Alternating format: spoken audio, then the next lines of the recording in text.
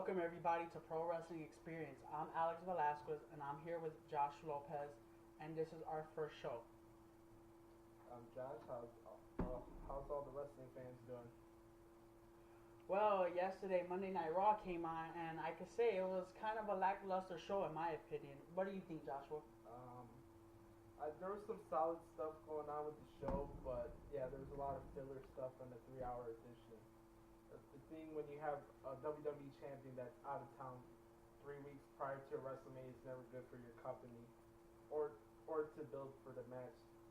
I think right now WWE's just focusing on just letting the match be and expecting people to buy a show just for that. See, I think the thing is that McMahon knows that people are going to buy WrestleMania. Like the hardcore fans in general are going to buy it because it's WrestleMania. Yeah. And The Rock alone, his name has so much power and stuff. You know, people are going to be like, oh yeah, we got to see this. But this year now it's for the belt. You know, and I feel like the belt's meaningless in this feud. Everybody knows John Cena's gonna win the title this match. There were some rumblings going around saying that The Rock might stay for Extreme Rules, but I doubt it. It caught me off guard last year that Brock Lesnar was there. I was lucky enough to be there to see the Brock Lesnar and Cena match, but especially for a guy in his caliber, since he was mainstream guy for UFC, this come back in 3 weeks, be already on the WWE pay-per-view, caught me off guard. Another match on WrestleMania that got a lot of people talking, and it even got CM Punk backstage heat, is the CM Punk and Undertaker match. CM Punk, I don't know all the other people expecting this, but I see after this match, CM Punk is going to be a good guy after this. I don't see no point of keep rambling on. You already lost 2 straight pay-per-view matches to The Rock. You lost to John Cena. You're going to lose all your credibility, but if you lose to The Undertaker and you're still talking crap like you're the best guy ever, but you're just making yourself look like a big idiot. It's like Chris Jericho did last year. He lost every single pay-per-view match he was on. True.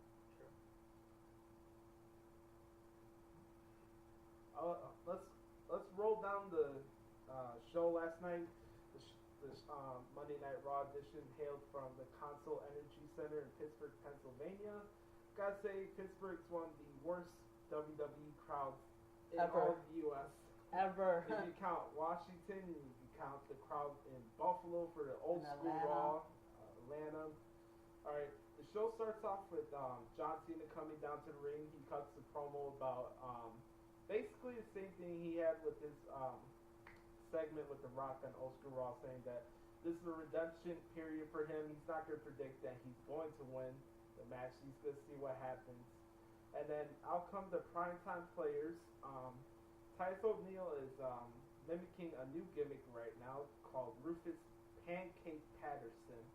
I thought this was a pretty funny segment just alone for that.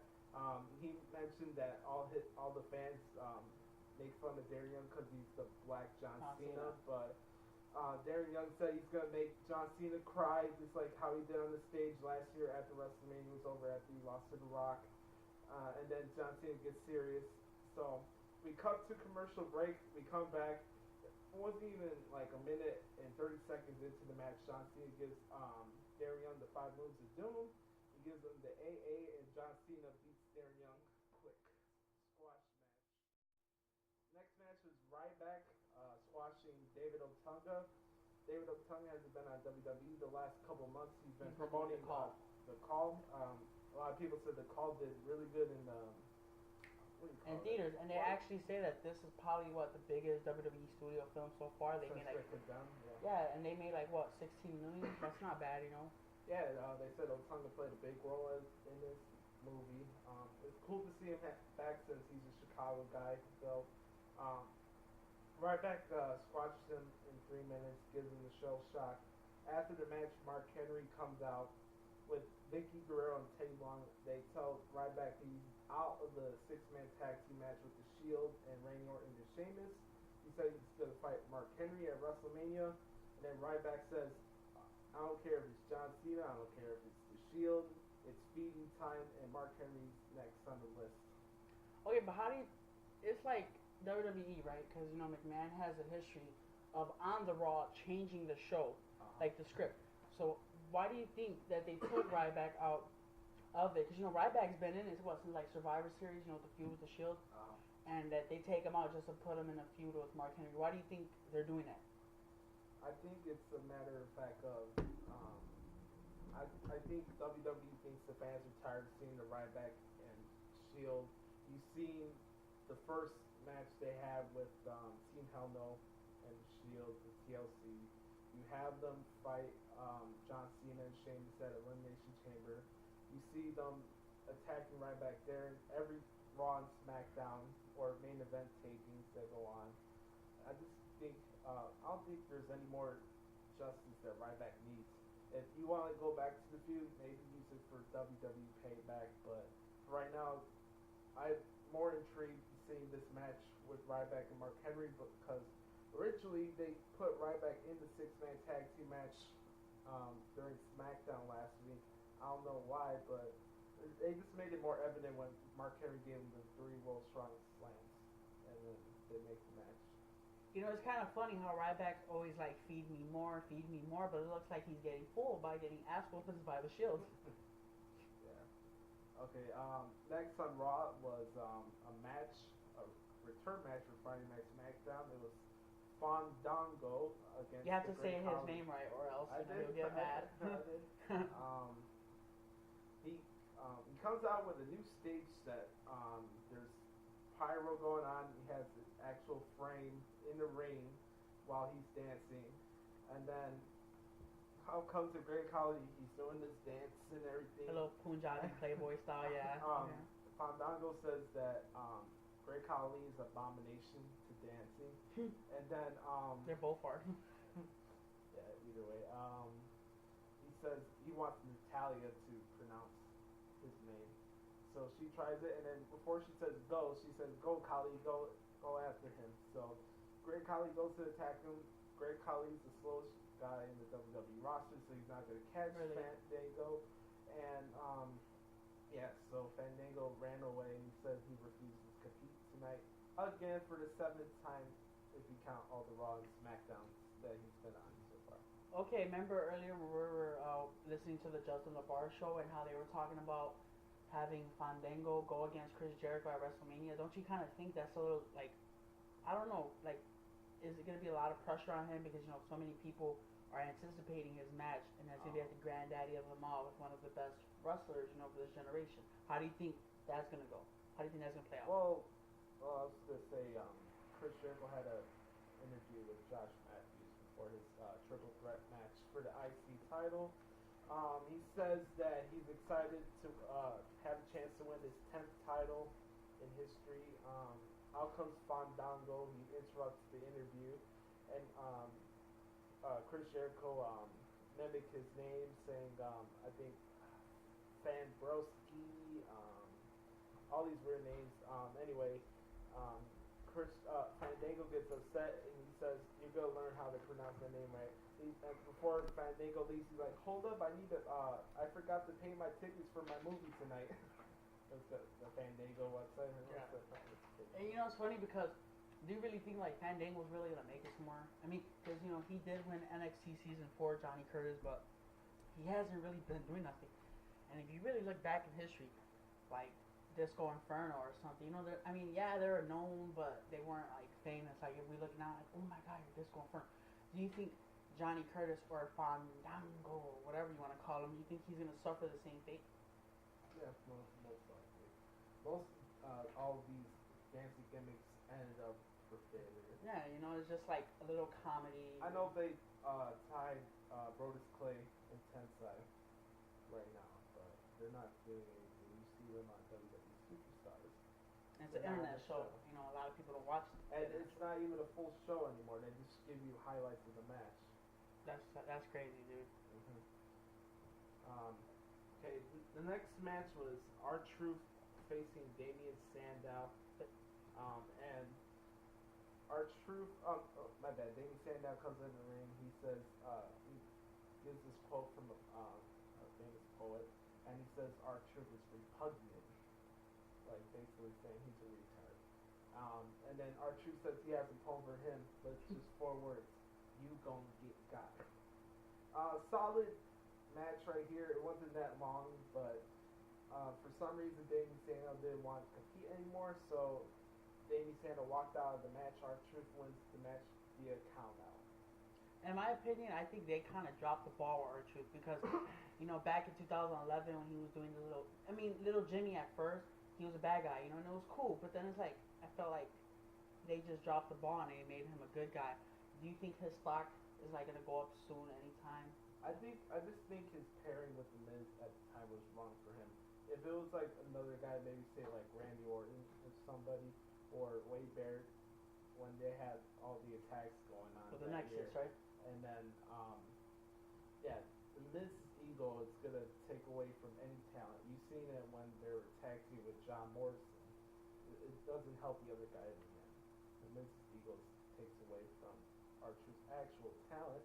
But I thought one of the things I was upset with WrestleMania last year, when after the Miz took R-Truth out and he got suspended or whatever for the drug thing last year, and he came back and he became a face.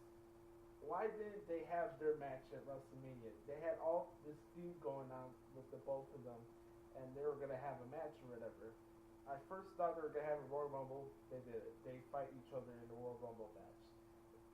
Match number 2, Elimination Chamber. You have 6 other guys. They fight for the title. Why not have this match for WrestleMania? The only thing they do, they put them in separate tag teams for the Team Johnny and Teddy Long match.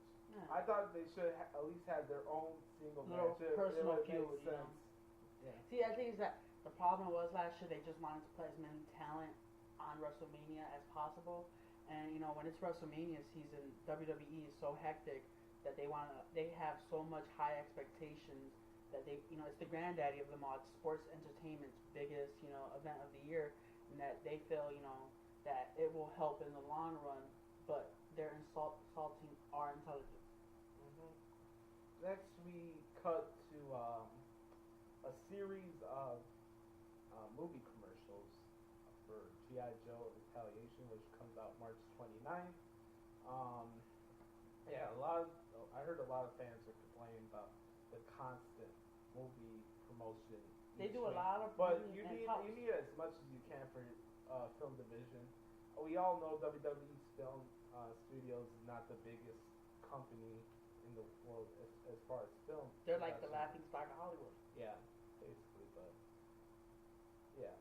Well, they did this all the time. Even back then, they promote their products. They had this WWF Attitude Cologne and all this shit. Yeah, and they had the XFL. They had, you know, WWF New York. I mean, McMahon, he doesn't realize, stick with wrestling, dude. Don't, you know, I mean, it's cool to, like, go other things, but trust me, you're more known for wrestling, you know, stick with it. Okay. Next, we come into the second hour of Raw. The Undertaker comes out. He says, I'm going to hurt CM Punk, and I'm going to hurt him bad. He said he's giving him one chance to save his soul and give him back the urn that he stole previously after the match he had with Kane on Raw. CM Punk is on the Titantron. He mimics the Paul Bearer voice. He's saying that Paul had a message for him, and he said basically that it wasn't his desire to be in this match with the Undertaker. He's just gonna beat him. And then he's tossing around the urn, which I thought was stupid. Yeah, I thought he should have been on the stage at least, or even come. I don't know why they keep separating both of them when they have their segments with each other. And I thought the segment should have been in the ring. Yeah. You're 3 weeks away from WrestleMania. There's no reason you should be separated via Titantron or being on the stage. And it's funny because, you know, CM Punk got heat for that. And then not only that, he dropped the S-bomb, you know, when he dropped the urn, he was like, oh shit. You know, in PG world in WWE, that's like a no-no.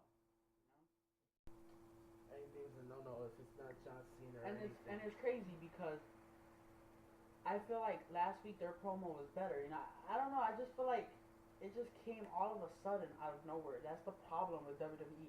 They had, 7 months to build up their pay-per-view? Hell, they had the Royal Rumble. And it's like, I feel like they just rush, you know, and it's like, that's not good for the long term, you know, come on, guys. You know, we're not stupid, dude. get with the program. You know, like you guys got like what 40 writers on the creative team, and most of them are a bunch of dumbasses that don't even know a wrist lock from a wristwatch. Remember what I told you earlier before the show about how we could separate a particular group? You could separate 8 groups of 5 different people for a particular show or set up for a pay-per-view. So I was thinking like you have 5 guys focused on extreme rules. You have 5 guys worried about payback. You have 5 guys worried about Money in the Bank. Maybe you can have 10 people focus on SummerSlam. It's like you don't need 40 people. You don't need 40 opinions for one Raw or one SmackDown. It's too much. And then not only that, dude, if you really think about it, the writers are from Hollywood. You know, they do soap operas. Like, yo, what's up? This is professional wrestling. We want to see ass kicking. You know, we don't. I mean, yeah, we want drama. You know, we all. But come on, guys, get with the program. You know, like, look at the ratings. I mean, every third hour the ratings drops. You know, and it's crazy. Like, they just. I don't know. It's just crazy, dude. Like, it's not the same. I can't complain about the ratings because last year with Raw it was like 2.8, 2.7 before. That's true. Before the March part of the year when The Rock and John Cena were doing their promos and making fun of each other and rock concerts and. But I feel like I'm not gonna lie. Like that's getting stale though. You know. Well, that's what I'm saying. It don't help the show when you have a champion that's not promoting it. Like, I know he's gonna be on Jay Leno and Jimmy Kimmel and all this shit, but you need your champion on the actual show. Sure. I don't think he is satellite anything. Yeah, it's awesome to see the Undertaker, but last week or the week before he didn't say anything. He just stands. He's just there, you know. Brock Lesnar doesn't talk. Paul Heyman. As much as Paul Heyman's a genius on a mic, Brock Lesnar doesn't say anything. See, because you gotta think about Last week he comes out, he takes out the New Age Outlaws. This week he comes out whacking the steel chair and he just stands there. See, the thing is that a lot of people are probably like, what is it, like counterpart on that? Because remember last year when he returned for Extreme Rules, he kept messing up his lines a lot. Yeah. See, that's the problem. Like, you need managers in wrestling, I guess, because they're the ones that, you know, bring out the character more. You know, they're the ones, they're the mouthpiece. And that's why Paul Heyman, like you said, is a big ass genius. He knows what to say. He knows how to get under Triple H's skin without Brock Lesnar not even doing nothing. You know, Paul Heyman can say one little thing. Like when they did the heart attack with Jerry Lawler. Oh my God, the whole world was like, oh, how could you do that? And then he made their remark. You people complain you want attitude, but then when I bring attitude, what do? You go on Twitter, you go on that, you bitch. You know? Make up your mind. Yeah, make up your mind. I'm going to get more into that about wrestling fans later on. And see, remember, Paul Heyman's back in the day, yo, he was in with the Dangerous Alliance, you know, before he created ECW. He's old school. That's when kayfabe was alive and well. He knows how to mess with people. He knows how to get under your skin. Unlike most people nowadays in WWE. Okay, let's cut into the next match right here. It's Team Hell No fighting Primo and Epico. Los Boricuas. I thought this match was a little bit underrated. I actually enjoyed this match. It was a good match. This match was at least 8 minutes. Team Hell No picked up the victory after Kenny chokeslams Primo for the victory. During the match, AJ Lee comes out more like how she was in the summer, just skipping in the ring for no reason. A whore.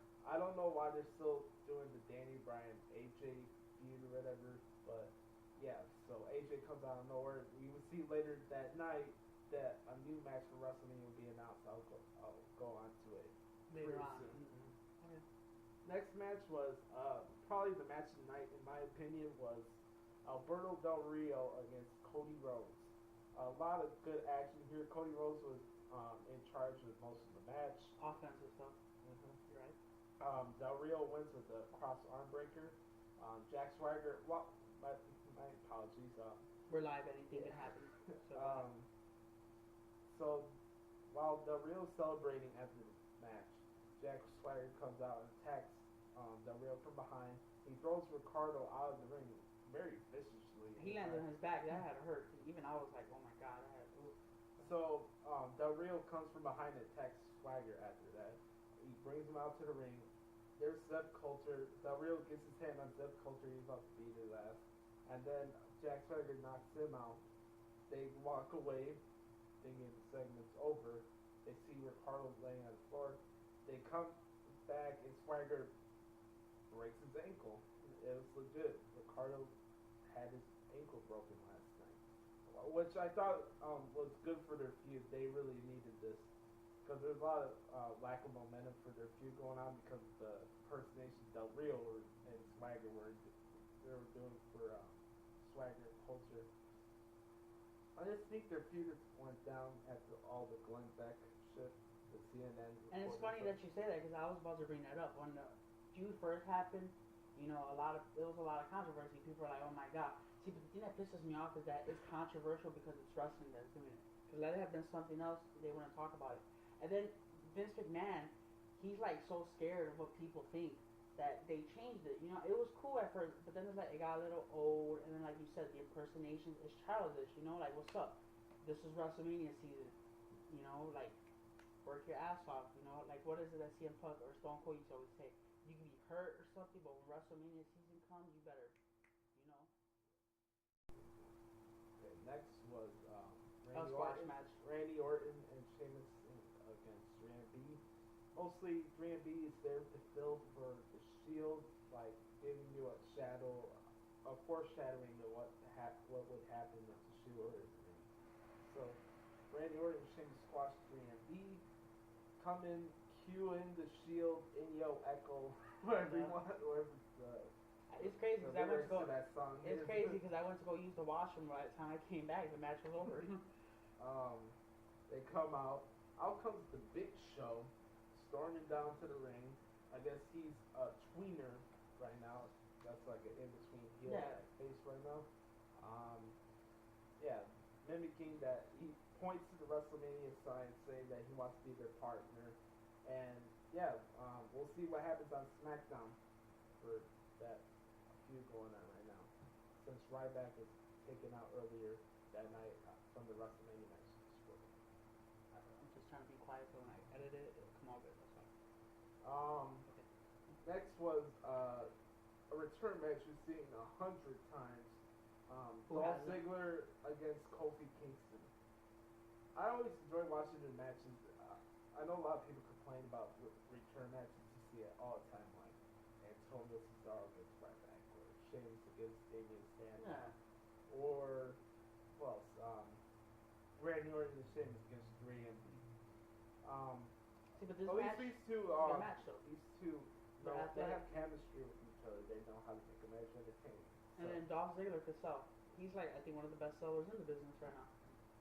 I feel bad for Kofi Kingston because he's getting like Zack Ryder right now, another jobber right now. I'm not gonna lie, so like Kofi Kingston debuted back in WWE, ECW, in like what 2008, if I'm not mistaken. I feel like he's been in the same position for like 5 years. How do you feel about that? I'm a Kofi Kingston fan, but I don't see anything really special about him. They don't give him a time to speak. The only shining moment he's had was Randy Orton. Either the Randy Orton or that elimination chamber debate they had when the Miz called him an afterthought. Yeah, so I'm a Kofi Kingston fan, but I think he should go into business for himself and not go by the script. See, the thing is that Kofi Kingston, he looks like the happy-go-lucky guy. You know, like, hi, you know, take pictures with your kids. We don't need that already. We already got Santino. We got Brilliance Clay. We have... There's too many comedy actors and there's too many, like you said, like, fillers and stuff. You know, come on, guys. Like, you know, this was back then. Back then, the wrestlers... See, because this is what CM Punk always said. Like, it's like the wrestlers are quiet. They just get what they get. Back then, they used to be like, yo, what the hell is this? Everybody's fine with just being on TV. See, yeah, and you're right. It's like, I think as long as they're on TV, they're happy. And even in the CM Punk DVD, Danny O'Brien said it. There are wrestlers in the back that pray to God, please don't pick me, just so they could get a check. You know, what the hell are you doing in professional wrestling? You want to be a wrestler, but you're chilling in the back eating. Oh, please don't choose for a superstar match. Well, you could make an impact on the show, and you'd probably be on Raw or SmackDown the next week. Yeah, because I understand you're getting a free check and all that, but dude, you know, what's the point of being there? You know, there's no point. And then wrestlers, like you said, they're just happy to be on TV. Like, they're just there. And then not only that, it's like they're bland, dude. I mean, yeah, back then wrestling, their gimmicks were over the top, like Mansoor or Brooklyn Brawler or Abe Knuckleball Schwartz. Or But the goon. or the goon or the gobbledygook or you know. But at least like when you watch an old school match from '96 or '80 something, it looks like they hate each other. It looks like they want to kick each other's ass. Like yeah, fuck you, whatever. I'm gonna whoop your ass and I'm gonna be the man. Now it's like la la la la la. They just go there looking all pretty, all clean cut and everything. Have a 5 minute match and then we'll get like 100. Cole Cabana said this perfectly in his podcast. Um, there's too much cookie cutter stuff that we've seen 15, 20, 30 years ago. We have right now, if you haven't noticed or you haven't watched wrestling as long as we have, right now I feel WWE's booking their shows the way they did in 1994 or 1995. The bad years, right? Oh, no, I mean, not the bad years, but they were like the worst year financially for WWE because that's when the steroid trials and stuff. And I feel bad for Bret Hart for that because he was a good wrestler, but he was subject for that situation because all the main guys from the '80s left to WCW. And then I don't think it was fair that Bret Hart was the top babyface. Diesel was cool at the time, but I don't think he really needed the belt for 358 days. Bret Hart was the man in '95, whether people want to say it or not. And Shawn Michaels, but Shawn Michaels was starting. At least Bret Hart had experience as WWF champion. Okay. Next was we didn't need to end talking about this match. Dolph Ziggler won after Kofi Kingston got distracted by Big E Langston and AJ. Dolph Ziggler hit the zigzag. I don't know if you noticed during the match, but you know how Dolph Ziggler does that Billy Gunn move? Yeah, the famous. Michael Cole mentioned it. I noticed it's called zigzag. He's like another Billy Gunn. They call it two. The move from behind, the little BT. Yeah. They call that a zigzag too. So I can't they tell the difference between those two moves. So yeah, Ziggler wins the match. Outcome scheme, hell no. They challenged Dolph and Big E to WrestleMania. AJ says they accept under one condition: if you put your tag team championships on the line. And Daniel Bryan says, yes. I'm surprised he got popular with that because remember last year when he used to do that, yes, people were annoyed, but when he lost to Sheamus in 18 seconds, I thought it was funny though. I thought it was cool too. I'm not gonna lie, in my graduation in high school, I did the yes. In the hallway, I used to do yes just to piss people off. I thought it was cool. And then he got so popular with him and Kane. They've been tag team champions for like 5 months now, more. September. Look at that, carajo. United champions. Next we had the Triple Threat Intercontinental Championship match with Wade Barrett against Chris Jericho and The Miz. The main event match. Yeah, this match was made last week after the horrible highlight reel segment that went on. Oh God. What did I say? Oh yeah. Good match. Second best match of the night in my opinion, besides the Del Rio and Cody Rhodes match. Barrett wins the match after rolling up the Miz for a 3 count. Good match. This is good for Wade Barrett. This is good for Wade Barrett and his role since everybody's known that if you're a U.S. or Intercontinental Champion, you're not playing a major role on those shows. But you've noticed, I feel like Wade Barrett and Antonio Cesaro haven't even been really booked properly. Like you said, he's been getting his ass whooped by Randy Orton, clean. Wade Barrett's just losing and stuff. It's like, damn, I forgot you're Intercontinental Champion. The Intercontinental Champion. It sucks for him though because of that injury. Because before WrestleMania last year, when he had the injury, he was like probably one of the top contenders for the world title last year. Yeah, you're right. And he broke his elbow. He just comes to this point now. Mm-hmm. I don't know what they're gonna do for. I don't know what they're gonna do for Wade Barrett. But he has the look though. That's the thing. If you look at Wade Barrett, he's tall. He has charisma and all that. And it's like WWE's dropping the ball. I mean, I understand Cena's your top guy, but give it a break, dude. You gotta move forward. You can't rely on Cena forever. I was saying, Wade Barrett. I don't know what they're gonna do for him or the Miz. There's a lot of guys right now there that are not confirmed for WrestleMania. Like Cesaro, who knows what match he's gonna be in? Who knows what the Miz is gonna do? What's R-Truth gonna do? What's Damien Sandow gonna do? I probably think they're going in this direction since they promoted since Oscar Raw with the whole movies and stuff of Wade Barrett Wade Barrett going against The Miz for the IC title. That's how I see it going. We'll see on main event or SmackDown if you look for the spoilers and stuff. But that's when we're gonna do our another podcast. But I wouldn't mind seeing Wade Barrett against The Miz, in my opinion. I think it would be a good match. Next, we have the contract signing of Triple H and Brock Lesnar. Triple H comes out. Out comes Paul Heyman with a bunch of security guards. Pretty tiny kind of security from what you usually see. You know those are wrestlers from developmental when they're security. Paul Heyman gives out a number of stipulations of a match they have. Let's say Brock Lesnar against Triple H with a blindfold. Triple H with one hand tied behind his back. Brock goes for Triple H match. The winner gets to be with Stephanie. And then when Brock Lesnar when Paul Heyman made the joke, he said, "I think the loser rather be with Stephanie." You know, because he has confidence that Brock Lesnar is gonna whip his ass. You know, and Brock Lesnar really is a legit badass. You know, come on, when he went to UFC, yeah, he lost his first match, but he will do that. I don't care what anybody says. And if you don't like our language, remember this is uncut, uncooked, uncensored. So yeah, we're gonna say what we feel. Stable. I think they should have added Stable and Stephanie into this feud. And then not only that, just to make it more personal. Like, I don't know why people are complaining about a rematch between Brock Lesnar and Triple H. If you recall when Brock Lesnar was in the WWE, him and Triple H barely ever interacted. Never. They had a triple threat WWE title match in England one time for a show against that was Rock. Global Warrior or something like that.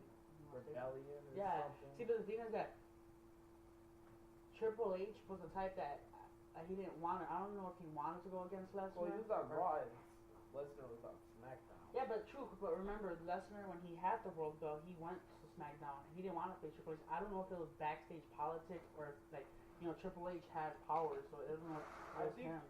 For that year, it was supposed to be Austin against Lesnar and Triple H against The Rock, if I'm not mistaken. You're right. But what happened? Triple H went on and attacks Paul Heyman. Actually busted him up while he's beating him up. He rips his shirt, smacks him, and smacks him. One of the security guards just stared at it. He walked away. And ran away. I would have ran away too. So he puts Paul Heyman on the desk. He says, "I'll sign the contract," and then he stabs the binder right on his chest, right? Yeah. And then he says, "All right, now give this to your monster and tell me what match we're having." Out comes Brock Lesnar. He's pissed. He has a chair. He's whacking it on the tight. He's screaming like a little dinosaur. Yeah. Brock Lesnar comes down to the ring. Paul Heyman backs him up. He says the match he and Triple H is going to have at WrestleMania is a no-holds-barred match, in which I am in favor of instead of Hell in the Cell because we saw this match last year. True. The only reason I think if they've done that is they wanted to do a Brock Lesnar Undertaker next year, which a lot of people said they wanted to see that. Yeah, and I remember when I don't know if I'm right, correct me if I'm wrong, but I think it was the Velasquez match, him and Cain Velasquez, and Undertaker was with Michelle McCool, and he told him, "What's up? You want to do this? Let's do this." Yeah. And a lot of people were like, "Oh shit! Oh my God, Brock Lesnar and Undertaker again? Hell yeah, we're gonna see that!" But it never happened. Why? do you think this? We're not working you here. There's legit heat between Lesnar and Undertaker. They don't like each other personally. It wouldn't be surprising to see these two together in a room with each other. They're not gonna exchange Christmas gifts or anything. But not only that, doesn't Lesnar and Cena have legit heat too? If I'm not mistaken. No, I don't think so. I mean, because I remember reading it somewhere. There was some crap rumor about him being upset because the whole way the finish of the match happened, but they never talked about it. No. Right. They said originally that it was going to have Brock lose the match. He was going to lose the match either way, and then have Cena carry out from the thing. But the whole thing was Cena cutting that promo saying that he was going to leave. But he was there the next day. Yeah, he was there, and he made a match with John Laurinaitis. and then he was like, he's still here. I mean, he hasn't even taken a vacation. He was going through a divorce at the time. It's funny, is he was going through a divorce, and now he's banging Nikki Bella or Brie, whatever, you know, the twins. Yeah. Yeah, him and Daniel Bryan are two best friends. Two Yep. polar opposites. Exactly. Yeah, so I know a lot of people said this is one of the worst Raws in 2013. I think it did what it needed to do, though. You know, it told a story. But, like, it progressed for next week's Raw. You have 3 new matches, or at least the other matches hinted with whatever happens with the Big Show and stuff. But let me give you what the card is right now for WrestleMania. We got 7 matches so far. We got Rock Cena 2 for the WWE title. We have Triple H and Brock Lesnar no holds bar match. That's 2. 3 Undertaker and CM Punk. 4 the match between Ryback and Mark Henry. Match number 5, The Shield against Randy Orton and Sheamus. Match number 6, Big E Langston and Dolph Ziggler against Team Hell No for the Tag Team Championships. And match number 7, we have Jack Swagger and Del Rio for the world title. 7 matches so far. A lot of people would call this Raw the running the WrestleMania booking WrestleMania Raw. But I don't have a problem with it.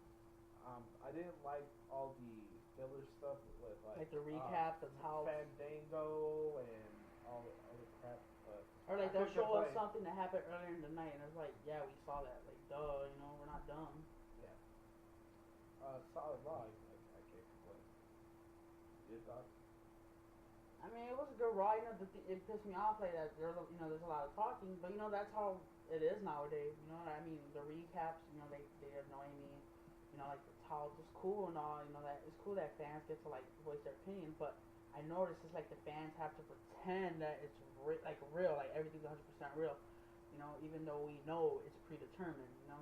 It's like unrealistic to watch it. Let's say like we have fans that make touts say, "Oh, I can't wait to see what Slippy and JWoww are doing on Jersey Shore or the other lame love series like Grey's Anatomy or comedy shows like Modern Family or The Simpsons." Even for that, if anybody still watches it, but Who knows? Ladies and gentlemen, thank you for listening to Pro Wrestling Experience. For more information, like us at Facebook at True Amateur Productions or go to our main website at trueamateurproductions.web.com. I'm Alex. I'm Josh.